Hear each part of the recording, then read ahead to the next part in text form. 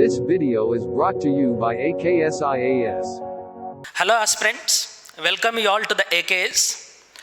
Group 1 పరీక్షలో భాగంగా అత్యంత ముఖ్యమైనటువంటి సబ్జెక్టు ఎకానమీ. ఏపీపీఎస్కి కానీ టీఎస్పీఎస్కి కానీ ఇండియన్ ఎకానమీ పోర్షన్ అనేది అత్యంత ప్రముఖమైనటువంటి పాత్ర వహిస్తుంది.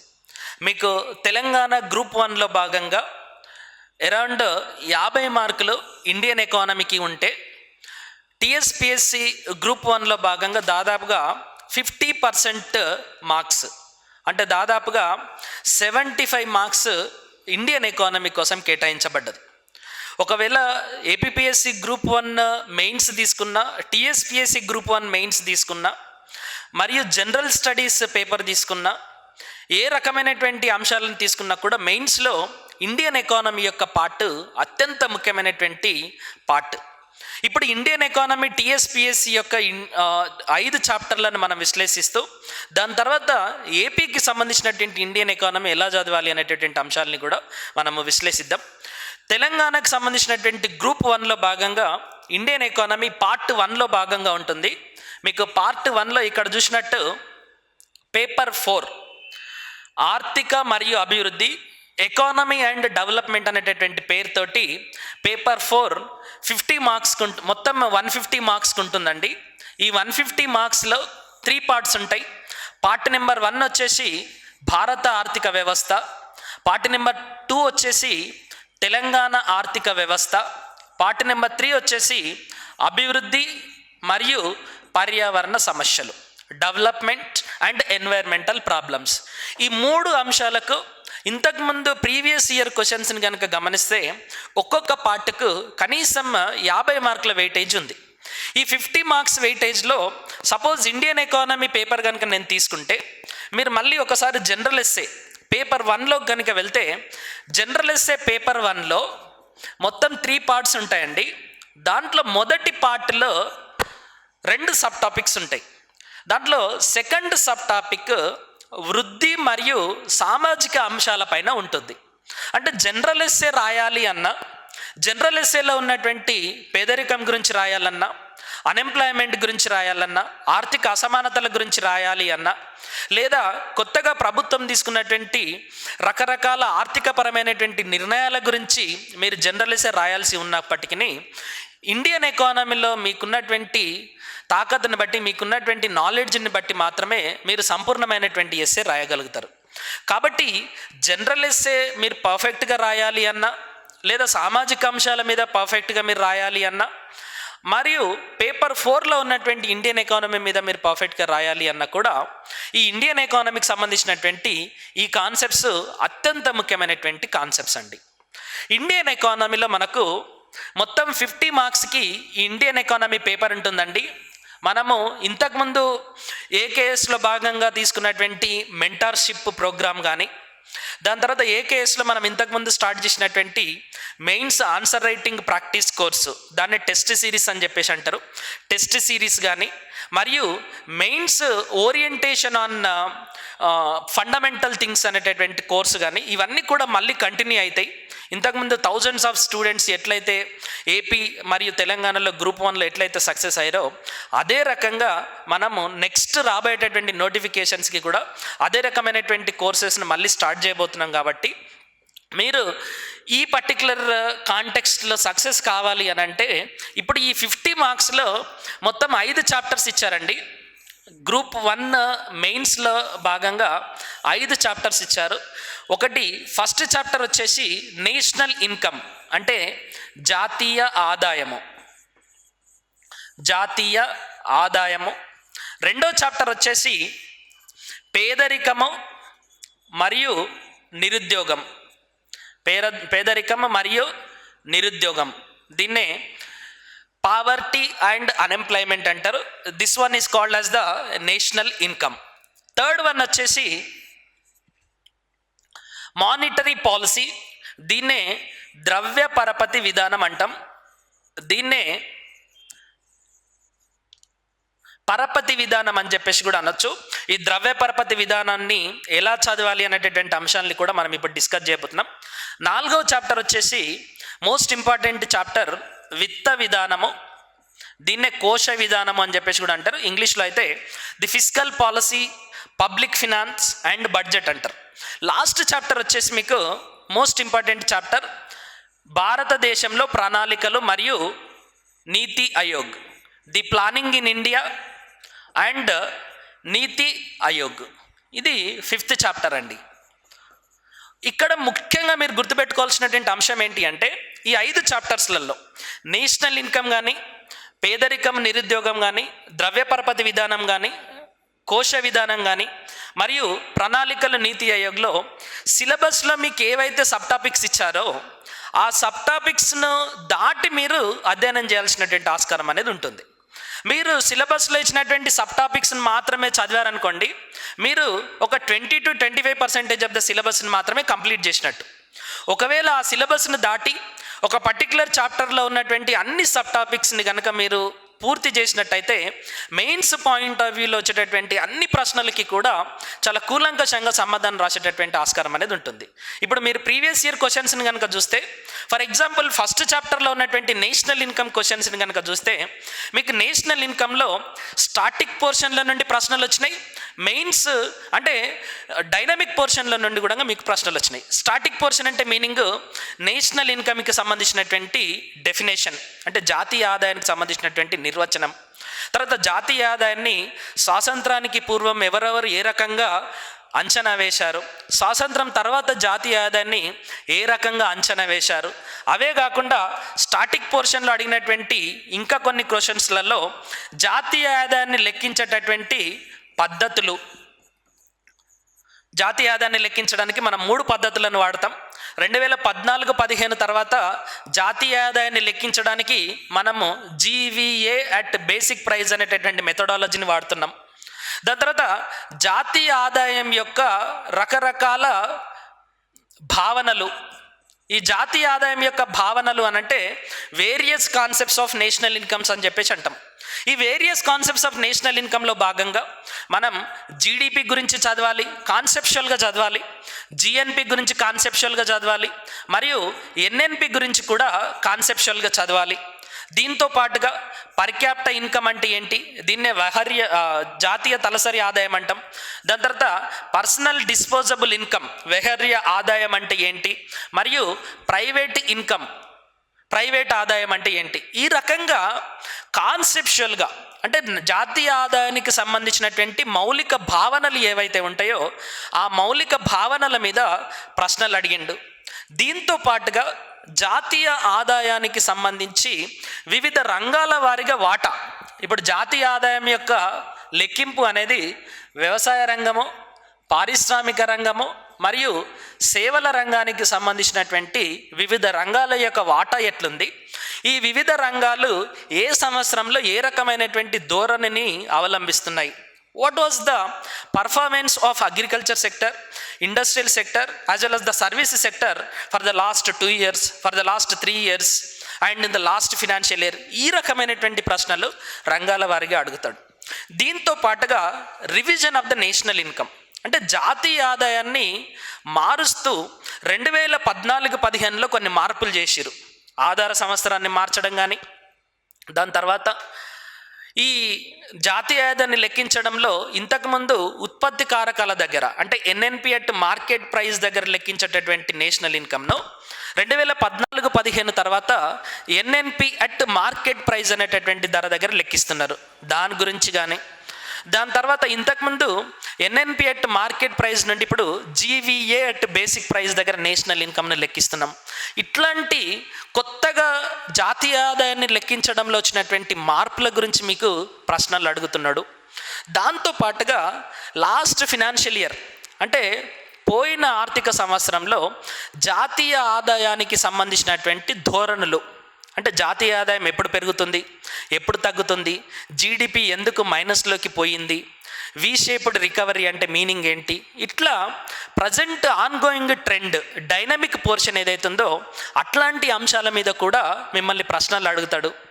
దీంతో పాటుగా జాతీయ ఆదాయము కొన్నిసార్లు ఎకనామిక్ గ్రోత్ అనేది తగ్గిపోతుంటుంది అండ్ కొన్నిసార్లు ఎకనామిక్ గ్రోత్ విపరీతంగా పెరుగుతుంటుంది. ఇప్పుడు జాతీయ ఆదాయము తగ్గిపోవడానికి ప్రస్తుతము దోహదపడ్డటువంటి కారణాలేంటి, ఇప్పుడు ఉక్రెయిన్ రష్యా యుద్ధం జరుగుతుంది, దీనివల్ల ఈ భారతదేశం యొక్క జీడిపిలో వచ్చేటటువంటి మార్పులేంటి, ఏ రకమైనటువంటి మార్పులకు భారత ఆర్థిక వృద్ధి గురి కావచ్చు అనేటటువంటి డైనమిక్ పోర్షన్స్ కూడా మీకు ఈ పర్టికులర్ చాప్టర్లో అడుగుతాడు.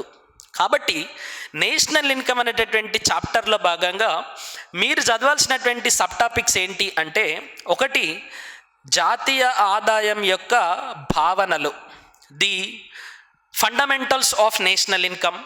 నెక్స్ట్ రెండవది వచ్చేసి స్వాతంత్రానికి పూర్వం జాతీయ ఆదాయం యొక్క లెక్కింపు లేదా అంచనా. తర్వాత థర్డ్ వచ్చేసి స్వాతంత్రం వచ్చిన తర్వాత అంటే పోస్ట్ ఇండిపెండెన్స్ ఇండియాలో జాతీయ ఆదాయాన్ని లెక్కించడానికి వచ్చినటువంటి కమిటీలు, జాతీయ ఆదాయాన్ని ఎలా లెక్కించారు. దీని తర్వాత జాతీయ ఆదాయంలో ఉన్నటువంటి వివిధ రకాలైనటువంటి భావనలు లైక్ జీడిపి, జిఎన్పి మరియు ఎన్ఎన్పి, దీంతో పాటుగా private income, personal disposable income మరియు పర్ క్యాపిటా ఇన్కమ్. ఇవన్నిటిని మనం ఏమంటామంటే నేషనల్ ఇన్కమ్ యొక్క వేరియస్ కాన్సెప్ట్స్ అంటాం. దీంతో పాటుగా national income at constant price, దీన్నే స్థిర ధరల వద్ద లేదా ఆధార ధరల వద్ద జాతీయ ఆదాయము. దాని తర్వాత ప్రస్తుత ధరల వద్ద జాతీయ ఆదాయము. స్థిర ధరలకు ప్రస్తుత ధరలకు మధ్యలో జాతీయ ఆదాయాన్ని ఏ రకంగా మనం డిఫరెన్షియేట్ చేస్తాం. దాని తర్వాత ఉత్పత్తి కారకాల దగ్గర జాతీయ ఆదాయము, ఉత్పత్తి కారకాల దగ్గర జాతీయ ఆదాయము మరియు మార్కెట్ ధరల వద్ద జాతీయ ఆదాయము. National income at market prices, national income at factor cost. ఈ రెండు ప్రైజ్ల దగ్గర కూడా జాతీయ ఆదాయాన్ని లెక్కించాలి.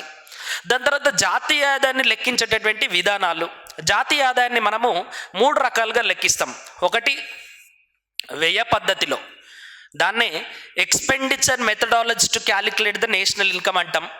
దాని తర్వాత రెండవది వచ్చేసి ఇన్కమ్ మెథడాలజీ అంటే ఆదాయ పద్ధతి. ఆదాయ పద్ధతిలో జాతీయ ఆదాయాన్ని లెక్కిస్తాం, వ్యయ పద్ధతిలో జాతీయ ఆదాయాన్ని లెక్కిస్తాం. దాని తర్వాత థర్డ్ ఫినామినన్ వచ్చేసి ఉత్పత్తి పద్ధతిలో జాతీయ ఆదాయాన్ని లెక్కించడం. దీన్నే అవుట్పుట్ మెథడాలజీ అంటారు, దీన్నే జీవీఏ మెథడాలజీ అంటారు. స్థూల విలువ జోడింపు దగ్గర జాతీయ ఆదాయాన్ని లెక్కించడం. ఇప్పుడు ఫైనల్గా 2014-15 తర్వాత జాతీయ ఆదాయాన్ని లెక్కించేటటువంటి ధోరణులలో చాలా చేంజెస్ వచ్చినాయి. ఆ చేంజెస్లో ఫైనల్గా జాతీయ ఆదాయాన్ని ఎక్కడ లెక్కిస్తాము అని అంటే జీవీఏ అట్ బేసిక్ ప్రైస్ దగ్గర జాతీయ ఆదాయాన్ని లెక్కిస్తాం. ఇది కూడా మీరు సంపూర్ణంగా అధ్యయనం చేయాల్సిందే. దాని తర్వాత చేయాల్సినటువంటి అత్యంత ముఖ్యమైనటువంటి అంశం ఏంటి అంటే జాతీయ ఆదాయాన్ని లెక్కించేటటువంటి క్రమంలో భారతదేశం ఇన్ని రోజుల వరకు ఎదుర్కొంటున్నటువంటి సమస్యలు ఏంటి, దాన్నే మనం ఏమంటామంటే limitations and challenges of the estimation of national income అని చెప్పేసి అంటాం. జాతీయ ఆదాయాన్ని లెక్కించడంలో ఎదుర్కొంటున్నటువంటి ఇబ్బందులు. దాని తర్వాత 2014-15 తర్వాత వచ్చినటువంటి కొత్త మార్పులు. అసలు ఒక దేశానికి ఆధార సంవత్సరం బేస్ ఇయర్ని మనం ఎప్పుడు చేంజ్ చేస్తాం, ఎందుకు చేంజ్ చేస్తాం, బేస్ ఇయర్ని చేంజ్ చేయడానికి ఉండాల్సినటువంటి ప్రధానమైనటువంటి ఆధారాలు ఏంటి, 2004-05లో ఉన్నటువంటి బేస్ ఇయర్ను 2011-12కు అసలు మనం ఎందుకు మార్చాల్సి వచ్చింది, ఏ అంశాలను ప్రాతిపదికగా తీసుకొని ఈ బేస్ ఇయర్ని చేంజ్ చేసినాం, what are the grounds to change the base year from the 2004-05 to 2011-12, ఈ అంశాలని కూడా మనం చదవాలి. దీంతో పాటుగా ఇప్పుడు కొత్తగా వచ్చినటువంటి సిస్టమ్ ఆఫ్ నేషనల్ అకౌంటింగ్ అంటే ఏంటి, దీనికి మనం కొలిసేటటువంటి జాతీయ ఆదాయానికి మధ్య ఉండేటటువంటి సంబంధాలు ఏంటి. దాని తర్వాత 2021-22 ఆర్థిక సంవత్సరానికి సంబంధించినటువంటి వృద్ధి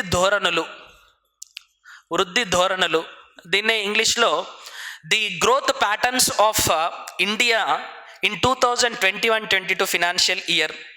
దాని తర్వాత 2021-22 సంవత్సరానికి సంబంధించినటువంటి వివిధ రంగాల యొక్క వృద్ధి ధోరణులు, వివిధ రంగాల యొక్క జిఎస్డిపిలో వాటా. ఈ రకంగా దాదాపుగా ఒక నేషనల్ ఇన్కంలోనే మనం 20-25 సబ్ టాపిక్స్ని మనం అధ్యయనం చేయాలి. దీంట్లోనే dynamic portion of national income ఉంటుంది, static portion of national income కూడా ఉంటుంది. ఇట్లా 20-25 సబ్ టాపిక్స్ మనము నేషనల్ ఇన్కంలో భాగంగా అధ్యయనం చేస్తే అప్పుడు నేషనల్ ఇన్కమ్ పైన మెయిన్స్ పాయింట్ ఆఫ్ వ్యూలో మనం ఏ ప్రశ్న వచ్చినా కూడా రాయడానికి ఆస్కారం అనేది ఉంటుంది. తర్వాత నేషనల్ ఇన్కంలో చాలామంది మెయిన్స్ పాయింట్ ఆఫ్ వ్యూలో రాసేటప్పుడు చేసేటటువంటి తప్పేంటి అంటే భారత ఆర్థిక వృద్ధి రేటు 2021-22లో 7% వద్ద ఉంది అని రాస్తారు. కానీ ఇక్కడ మర్చిపోయింది ఏంటి అంటే 7% అనేది స్థిర ధరల వద్ద ఉందా, ప్రస్తుత ధరల వద్ద ఉందా అనేటటువంటి అంశాన్ని మర్చిపోతారు. చాలామంది జిఎస్డిపి మరియు జీడిపి గ్రోత్ రేటు ఈ రెండు ఒకటే అనుకుంటారు. వృద్ధి రేటు వేరు, జీడిపి వేరు. ఈ రెండు అంశాలను డిఫరెన్స్ని గమనించడంలో కూడా చాలామంది తప్పులు చేస్తూ ఉంటారు. దాని తర్వాత మార్కెట్ ధరల వద్ద మరియు ఫ్యాక్టర్ కాస్ట్ దగ్గర, ఉత్పత్తి కారకాల దగ్గర ఉన్నటువంటి డిఫరెన్సెస్ని కూడా కన్ఫ్యూజ్ అవుతుంటారు. జీడిపి, జిఎన్పి, ఎన్ఎన్పి మధ్య ఉండేటటువంటి డిఫరెన్సెస్ని కూడా కన్ఫ్యూజ్ అవుతారు. వీటన్నిటికీ సొల్యూషన్స్ మనం నిర్వహించబోయేటటువంటి క్లాసులలో ఈ 20-25 సబ్ టాపిక్స్ పైన డిస్కషన్ చేయడమే కాకుండా ప్రీవియస్గా వచ్చినటువంటి క్వశ్చన్స్ మరియు రాబోయేటటువంటి క్వశ్చన్స్ని కూడా మనము ఎక్స్పెక్ట్ చేస్తూ ఆ ఆన్సర్ రైటింగ్ ఎట్లా చేయాలి అనేది కూడా మన క్లాస్ రూమ్లో డిస్కస్ చేస్తాం. దాంతో పాటుగా second chapter most important chapter poverty and unemployment. దీన్నే పేదరికము మరియు నిరుద్యోగము అని చెప్పేసి అంటారు. ఇప్పుడు నేషనల్ ఇన్కంలో మీరు కనుక చూసినట్టయితే నేషనల్ ఇన్కంలో అఫీషియల్గా ఇచ్చినటువంటి సిలబస్లో ఏమిచ్చాడు? జాతీయ ఆదాయం యొక్క భావనలు మరియు లెక్కింపు, నామమాత్ర మరియు వాస్తవ ఆదాయము, భారత ఆర్థిక వ్యవస్థ నిర్మాణము, వృద్ధి, భారత జాతీయ ఆదాయంలో వివిధ రంగాల వారి యొక్క ధోరణులు. అంటే ఒక 3-4 సబ్ టాపిక్స్ మాత్రమే ఇచ్చాడు. కానీ మనం వాస్తవంగా చదవాల్సినటువంటి సబ్ టాపిక్స్ 20-25 సబ్ టాపిక్స్ని మనం చదవాలి. దాని తర్వాత రెండో చాప్టర్ వెళ్ళండి అనుకోండి, మోస్ట్ ఇంపార్టెంట్ చాప్టర్. ఎందుకంటే మీకు పేదరికము, నిరుద్యోగం అనేది జాతీయ అంటే మీకు ఎకానమీ పాయింట్ ఆఫ్ వ్యూలోనే కాకుండా జనరలైజ్ పాయింట్ ఆఫ్ వ్యూలో కూడా ఈ పావర్టీ అండ్ అన్ఎంప్లాయ్మెంట్ అనేటటువంటి చాప్టర్ మోస్ట్ ఇంపార్టెంట్. ఇప్పుడు ఒకవేళ పావర్టీ గురించి చూడండి, మీకు పేదరిక భావనలు, ఆదాయ ఆధారిత పేదరికం, ఆదాయేతర పేదరిక సామర్థ్య విధానం, మానవ పేదరిక సూచి, పేదరిక అంచనా మరియు పేదరిక భావనలు అన్నాడు. ఇప్పుడు ఈ పేదరికానికి సంబంధించి కూడా 20-25 సబ్ టాపిక్స్ చదవాలి. ఫర్ ఎగ్జాంపుల్ మొదట పాయింట్ వచ్చేసి పేదరికానికి సంబంధించినటువంటి ఫండమెంటల్స్, పేదరికం యొక్క ఫండమెంటల్స్, దీన్నే పేదరికం యొక్క భావనలు అంటాం, ది ఫండమెంటల్స్ ఆఫ్ పావర్టీ. రెండవది పేదరికాన్ని 2 రకాలుగా వర్గీకరిస్తారు. ఒకటి రిలేటివ్ పావర్టీ, 2 అబ్సల్యూట్ పావర్టీ. ఈ 2 రకాల పేదరికాలను మనము నీట్గా అధ్యయనం చేయాలి అండ్ వీటిపైన కూడా ప్రశ్నలు రావడానికి ఆస్కారం అనేది ఉంది. కాబట్టి పేదరికం యొక్క రకాలు, తర్వాత పేదరికాన్ని కొల్చేటటువంటి విధానాలు ఉంటాయండి. పేదరికాన్ని కొల్చడానికి 3 రకాల విధానాలు ఉంటాయి. ఆ 3 రకాల విధానాలని కూడా మనం అధ్యయనం చేయాలి.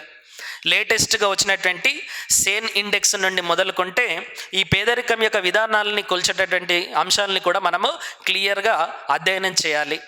దాని తర్వాత పేదరికానికి సంబంధించి, పేదరిక నిర్వచనానికి సంబంధించి పేదరిక భావన, తర్వాత పేదరిక లైన్, దీన్నే పావర్టీ లైన్ అంటారు, పేదరికపు లైన్, దీన్నే పేదరికపు గీత అంటారు. దాని తర్వాత పావర్టీ లైన్ బాస్కెట్. ఈ 3 అంశాల మధ్య ఉండేటటువంటి రిలేషన్షిప్ని మనం అధ్యయనం చేయాలి. దాంతో పాటుగా స్వాతంత్రం వచ్చిన తర్వాత ప్రణాళిక సంఘము రకరకాల టైంలో పేదరికాన్ని నిర్వచించడానికి మరియు ఈ పేదరికపు బుట్ట, పావర్టీ లైన్ బాస్కెట్ను నిర్ధారించడానికి రకరకాల కమిటీలు వేసిరు. ఆ కమిటీలు ఎందుకు వచ్చాయి, ఆ కమిటీలు ఏ అంశాలను ప్రతిపాదించాయి, ఆ కమిటీలు ముందు కమిటీతోటి పోల్చుకుంటే చేసినటువంటి చేంజెస్ ఏంటి, ఆ కమిటీల ప్రకారము భారతదేశం యొక్క పావర్టీ ఎంత ఉంది. ఫర్ ఎగ్జాంపుల్ మీకు మొట్టమొదటిగా వచ్చినటువంటి committee Dandekar and Rath committee. ఈ దండేకర్ అండ్ రత్ కమిటీలో లోపాలు ఉన్నాయి కాబట్టి దాని తదనంతర కాలంలో అలాగ్ కమిటీ వచ్చింది. ఈ అలాగ్ కమిటీ పేదరికం యొక్క నిర్వచనాన్ని ఇవ్వడంలో కూడా లోపాలు ఉన్నాయి కాబట్టి అలాగ్ కమిటీ తర్వాత లక్డావాలా కమిటీ వచ్చింది. లక్డావాలా కమిటీలో కూడా లోపాలు ఉన్నాయి. దాంతో 2004-05లో సురేష్ టెండూల్కర్ కమిటీ వచ్చింది. సురేష్ టెండూల్కర్ కమిటీలో కూడా లోపాలు ఉండడంతో దాని తర్వాత 2011-12లో రంగరాజన్ కమిటీ వచ్చింది. ఈ కమిటీలన్నీ కూడా ప్రణాళిక సంఘం ఏర్పాటు చేసినటువంటి కమిటీలు. దీని తర్వాత మినిస్ట్రీ ఆఫ్ రూరల్ డెవలప్మెంట్ కూడా కొన్ని కమిటీలు వేసింది. For example Abhijit Sen committee కానీ, హసీం హామ్లా కమిటీ కానీ, సక్సేనా కమిటీ కానీ, అవన్నీ కూడా రూరల్ డెవలప్మెంట్ వేసినటువంటి కమిటీలు. ఇప్పుడు ఈ కమిటీలు ఎందుకు వచ్చినాయి, ఈ కమిటీల మధ్య ఉండేటటువంటి తేడాలేంటి, రంగరాజన్ చేసినటువంటి ప్రతిపాదనలకు సురేష్ టెండూల్కర్ చేసినటువంటి ప్రతిపాదనలకు మధ్య ఉండేటటువంటి ప్రధానమైనటువంటి తేడాలేంటి, దాంతోపాటుగా లేటెస్ట్గా భారతదేశం యొక్క పేదరికం ఎట్లుంది, ఇవన్నీ కూడా మనం అధ్యయనం చేయాలి. దీంతో పాటుగా పేదరికానికి ఇంకొక ముఖ్యమైనటువంటి అంశం ఏంటి అని అంటే అసమానతలు. పేదరికం వల్ల అసమానతలు పెరుగుతాయి. ఈ అసమానతలు అనేటటువంటి అంశాన్ని మనము ఎలా కొలుస్తాము, దీనికోసం మనకు జినీ కోఎఫిషియంట్ ఉంటుంది. జినీ గుణకం అంటారు దీన్నే జినీ కోఎఫిషియంట్ అని చెప్పేసి అంటారు. ఇది లారెంజ్ కర్వ్ అంటే లారెంజ్ వక్రరేఖ అనేటటువంటి అంశంతో ఈ జినీ కోఎఫిషియంట్ని నిర్ధారిస్తారు. వీటి గురించి మనం అధ్యయనం చేయాలి. దాని తర్వాత అసమానతల్ని కొలిసేటటువంటి ఆక్స్ఫామ్ సర్వేను కూడా మనం అధ్యయనం చేయాలి. ఈ అసమానతల్ని కొలిసేటటువంటి ఆక్స్ఫామ్ సర్వేను కూడా అధ్యయనం చేయడం ద్వారా ఈ లారెంజ్ వక్రరేఖను మరింత బాగా అర్థం చేసుకోవచ్చు. దీంతో పాటుగా స్వాతంత్రం వచ్చిన తర్వాత భారతదేశము పేదరికాన్ని తగ్గించడానికి తీసుకొచ్చినటువంటి సామాజిక పరమైనటువంటి పథకాలేంటి, వీటిని యాంటీ పావర్టీ ప్రోగ్రామ్స్ అంటారు. మరియు 4th 5-year ప్లాన్ నుండి ఈ యాంటీ పావర్టీ ప్రోగ్రామ్స్కి సంబంధించినటువంటి మౌలిక భావనను మార్చింది. తర్వాత లేటెస్ట్గా వస్తే మీకు jam Trinity, Jan Dhan Aadhaar mobile Trinity అని చెప్పేసి ఒక కొత్త పథకాన్ని కేంద్ర ప్రభుత్వం తీసుకొచ్చింది. ఈ జామ్ ట్రినిటీలో భాగంగానే డైరెక్ట్ బెనిఫిట్ ట్రాన్స్ఫర్ స్కీమ్ అని చెప్పేసి ప్రత్యక్ష చెల్లింపులు అనేటటువంటి పథకాన్ని తీసుకొచ్చింది. ఇది ఎందుకు తీసుకొచ్చింది, జామ్ ట్రినిటీ అంటే ఏంటి, అసలు పేదరికానికి సంబంధించి భారతదేశం ఇన్ని రకాల పథకాలను అవలంబిస్తున్నా కూడా, ఇన్ని రకాల పథకాలను ప్రవేశపెట్టినప్పటికీ పేదరికం ఎందుకు అట్లానే ఉంది, అసమానతలు ఎందుకు పెరుగుతున్నాయి, పేద ధనికుల మధ్యలో ఎందుకు తేడాలున్నాయి. ఇవే కాకుండా ఇప్పుడు కేంద్ర ప్రభుత్వము ఒక 2-3 సంవత్సరాల క్రితం యూనివర్సల్ బేసిక్ ఇన్కమ్, సార్వత్రిక కనీస ఆదాయం అనేటటువంటి పథకాన్ని కూడా తీసుకురావాలని భావించింది. దాని యొక్క విధి విధానాలు ఏంటి, ఒకవేళ ప్రవేశపెడితే ఎవరికి లాభం ఎవరికి నష్టం, ఈ రకంగా మీరు పావర్టీ అనేటటువంటి చాప్టర్లో కూడా మీకు సిలబస్లో ఇచ్చినటువంటి 4-5 సబ్ టాపిక్సే కాకుండా నేను ఇక్కడ పొందపరిచినటువంటి అన్ని సబ్ టాపిక్స్ని చదివినప్పుడు మాత్రమే మీరు పావర్టీ మీద వచ్చేటటువంటి క్వశ్చన్స్కు ఆన్సర్ ఇవ్వచ్చు. ఇన్ ద సేమ్ వే అన్ఎంప్లాయ్మెంట్కి సంబంధించినటువంటి అంశాలు అంటే నిరుద్యోగానికి సంబంధించినటువంటి భావనలకు సంబంధించి ఒకవేళ మనం డిస్కస్ చేయాలంటే అసలు నిరుద్యోగం యొక్క డెఫినేషనే ఒక పెద్ద క్వశ్చన్గా రావచ్చండి. నిరుద్యోగాన్ని ఏ ఏజ్ గ్రూప్ మధ్యలో తీసుకోవాలి, అన్ప్రొడక్టివ్ ఏజ్ గ్రూప్ని ఎందుకు తీసుకోవద్దు, తర్వాత డెమోగ్రఫిక్ డివిడెండ్ను ఏ రకంగా మనం వాడుకోవాలి, దీని తర్వాత పేదరికాన్ని నిరుద్యోగాన్ని నిర్వచించిన తర్వాత నిరుద్యోగంలో రకరకాల భావనలు ఉంటాయి. ఉపాంత నిరుద్యోగులు అంటే ఎవరు, దీర్ఘకాలిక నిరుద్యోగులు అంటే ఎవరు, నిరుద్యోగాన్ని కొలవడానికి కూడా మనము 3 పద్ధతుల్ని వాడతాం. యూనిఫామ్ రీకాల్ పీరియడ్ అంటాం, అంటే సాధారణ నిరుద్యోగిత స్థితి అంటాం. దాని తర్వాత కరెంట్ వీక్లీ స్టేటస్ అంటాం, కరెంట్ డైలీ స్టేటస్. ఈ 3 పద్ధతుల మధ్య ఉండేటటువంటి ప్రధానమైనటువంటి తేడా ఏంటి. దాని తర్వాత నిరుద్యోగంలో చాలా రకాలు ఉంటాయండి. ఫర్ ఎగ్జాంపుల్ ప్రచ్ఛన్న నిరుద్యోగిత అనేది భారతదేశ వ్యవసాయంలో ఉండేటటువంటి ప్రధానమైనటువంటి నిరుద్యోగిత. ఆ ప్రచ్ఛన్న నిరుద్యోగితకు సంబంధించినటువంటి లక్షణాలు, దాంతోపాటుగా సైక్లికల్ అన్ఎంప్లాయ్మెంట్, సంగృష్ట నిరుద్యోగము, ప్రచ్ఛన్న నిరుద్యోగిత, ఋతుపవన నిరుద్యోగిత, తర్వాత చదువుకున్న వాళ్ళలో ఉండేటటువంటి విద్యా నిరుద్యోగిత, బహిరంగ నిరుద్యోగిత, ఇట్లా సంతృష్ట నిరుద్యోగిత, ఈ రకంగా చాలా రకాలైనటువంటి అన్ఎంప్లాయ్మెంట్ టైప్స్ని కూడా మనం అధ్యయనం చేయాలి. దాని తర్వాత పేదరికము మరియు అన్ఎంప్లాయ్మెంట్ మధ్య ఉండేటటువంటి రిలేషన్షిప్ని మనం ఎస్టాబ్లిష్ చేయాలి. ఈ రెండు కూడా ఇంటర్లింక్డ్ అండి. Cos and consequences of the poverty is equivalent to cos and consequences of the unemployment. ఈ రెండింటి మధ్యలో ఉండేటటువంటి రిలేషన్షిప్ ఏంటి, అండ్ పేదరికాన్ని నిరుద్యోగాన్ని తగ్గించడానికి భారతదేశము అన్ని పంచవర్ష ప్రణాళిక కాలాలలో తీసుకున్నటువంటి అంశాలేంటి, ఈ రకంగా ఒక్కొక్క టాపిక్ మీద మీరు కనీసం 20 నుండి 25 సబ్ టాపిక్స్ని మీరు అధ్యయనం చేసినప్పుడు గ్రూప్ 1 మెయిన్స్ పార్ట్ను సమూలంగా మనము అధ్యయనం చేయడానికి, సమూలంగా అన్ని ప్రశ్నలకు ఆన్సర్ ఇవ్వడానికి ఆస్కారం అనేది ఉంటుంది. అదే రకంగా మీరు 3rd చాప్టర్లో ఉన్నటువంటి ద్రవ్య పరపతి విధానము, దీన్నే ద్రవ్యము మరియు బ్యాంకింగ్ అంటున్నాడు, అంటే బ్యాంకింగ్ సెక్టర్ని కూడా మనము అధ్యయనం చేయాలి. తర్వాత నెక్స్ట్ చాప్టర్ చూడండి. నెక్స్ట్ చాప్టర్లో మీకు పబ్లిక్ ఫైనాన్స్, దీన్నే విత్త విధానము, కోశ విధానము లేదా ఫిస్కల్ పాలసీ అంటారు ఇంగ్లీష్లో. ఈ ఫిస్కల్ పాలసీలో భాగంగా ఫిస్కల్ పాలసీ యొక్క ఆబ్జెక్టివ్స్ ఏంటి, మానిటరీ పాలసీ యొక్క ఆబ్జెక్టివ్స్ ఏంటి, అంటే ద్రవ్య పరపతి విధానం యొక్క ఉద్దేశాలేంటి, ఫిస్కల్ పాలసీ విత్త విధానం యొక్క ఉద్దేశాలేంటి, ద్రవ్య పరపతి విధానానికి ఉండేటటువంటి టూల్స్ ఏంటి, క్వాంటిటేటివ్ టూల్స్ అంటే ఏంటి, క్వాలిటేటివ్ టూల్స్ అంటే ఏంటి, అండ్ దాంట్లో ఉండేటటువంటి రకరకాల చిన్న చిన్న భావనలు. దాని తర్వాత ఫిస్కల్ పాలసీకి కనుక వస్తే మీకు బడ్జెట్కి కనుక మీరు చదవడం స్టార్ట్ చేస్తే దాంట్లో రెవెన్యూ అంటే ఏంటి, దాంట్లో క్యాపిటల్ మూలధనం అంటే ఏంటి, రెవెన్యూ డెఫిసిట్ అంటే ఏంటి, ఫిస్కల్ డెఫిసిట్ అంటే ఏంటి, బడ్జెట్ డెఫిసిట్ అంటే ఏంటి, మోనటైజ్ డెఫిసిట్ అంటే ఏంటి, అండ్ ఈ డెఫిసిట్స్లలో భారతదేశము ఎన్ని సంవత్సరాల నుండి ఎలాంటి ధోరణిని అవలంబిస్తుంది, దీంట్లో భాగంగా ఉండేటటువంటి ఎఫ్ఆర్బిఎం యాక్ట్ అంటే ఏంటి, ఈ ఎఫ్ఆర్బిఎం యాక్ట్స్ భారతదేశానికి ఎట్లున్నది, రాష్ట్రాలకు ఎట్లున్నది అనేటటువంటి అంశాలు. దాని తర్వాత ప్రభుత్వం యొక్క రుణం అంటే పబ్లిక్ డెట్ అంటారు, ఈ పబ్లిక్ డెట్ యొక్క కంపోజిషన్ కూర్పు ఎట్లుంది, అంటే ప్రభుత్వము దాదాపుగా 150 లక్షల కోట్ల రూపాయల అప్పు తీసుకొస్తుంది. ఈ 150 లక్షల కోట్ల అప్పులో దేశీయంగా ఇంటర్నల్ బారోయింగ్స్ ఎన్ని ఉన్నాయి, విదేశాల నుండి ఎక్స్టర్నల్ బారోయింగ్స్ యొక్క పరిస్థితి ఎట్లుంది, మార్కెట్ బారోయింగ్స్ ఎట్లున్నాయి, ఆర్బీఐ నుండి తీసుకునేటటువంటి అప్పులు ఎట్లున్నాయి, దాని తర్వాత బహిరంగ మార్కెట్లో ప్రభుత్వం గవర్నమెంట్ సెక్యూరిటీలను మరియు ట్రెజరీ బిల్స్ని జారీ చేసి తీసుకునేటటువంటి అప్పులు ఎట్లున్నాయి. దాని తర్వాత ఈ ఫిస్కల్ పాలసీలో భాగంగా లేటెస్ట్ బడ్జెట్ను మనం అధ్యయనం చేయాలి. ఇదే విధంగా ద్రవ్య పరపతి విధానానికి, కోశ పరపతి విధానానికి సంబంధించినటువంటి ప్రధానమైనటువంటి తేడాలు. ఈ రకంగా మీకు ద్రవ్య పరపతి విధానంలో కూడా దాదాపుగా 30 సబ్ టాపిక్స్ వస్తాయండి. అండ్ కోశ విధానంలో కూడా దాదాపుగా 30 సబ్ టాపిక్స్ వస్తాయి. తర్వాత లాస్ట్ చాప్టర్ ఏదైతుందో మళ్ళీ నేను ఒక్కొక్క చాప్టర్ని డిస్కస్ చేసేటటువంటి క్రమంలో ఈ ద్రవ్య పరపతి విధానంలో కానీ, కోశ పరపతి విధానంలో కానీ ఆ 30 సబ్ టాపిక్స్, ఇప్పుడు నేషనల్ ఇన్కమ్కి ఎట్లయితే మనం రాశామో మానిటరీ పాలసీకి మరియు ఫిస్కల్ పాలసీకి కూడా ఉండేటటువంటి సబ్ టాపిక్స్ని మనం రాసుకుంటాం.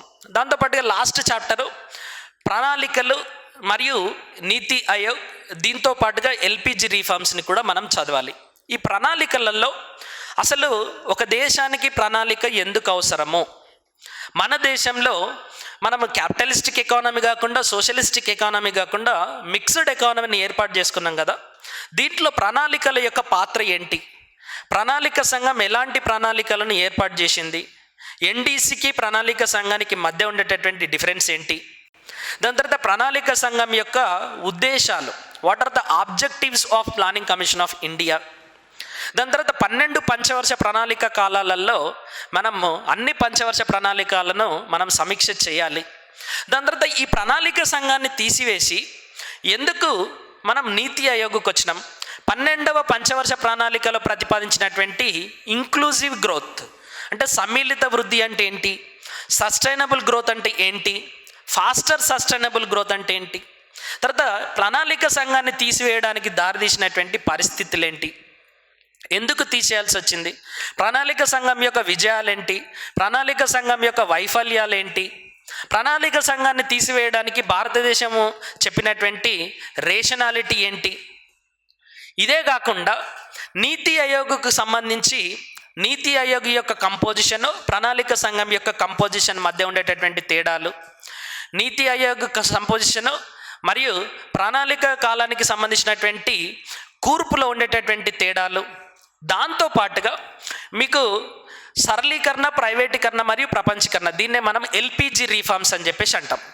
ఈ ఎల్పిజి రీఫార్మ్స్ ఎందుకు తీసుకురావాల్సి వచ్చింది, అంతకుముందు 1948లో వచ్చినటువంటి ఇండస్ట్రియల్ పాలసీ రిజల్యూషన్ నుండి మొదలుకుంటే 1991లో వచ్చినటువంటి ఎల్పిజి రీఫార్మ్స్ వరకు భారతదేశం యొక్క పారిశ్రామిక విధానం ఏ రకంగా మారింది, ఓపెన్ ఎకానమీ అంటే ఏంటి, క్లోజ్డ్ ఎకానమీ అంటే ఏంటి, ప్రైవేటీకరణ అంటే ఏంటి, సరళీకరణ అంటే ఏంటి, గ్లోబలైజేషన్ ప్రపంచీకరణ అంటే ఏంటి, వీటిలో భాగంగా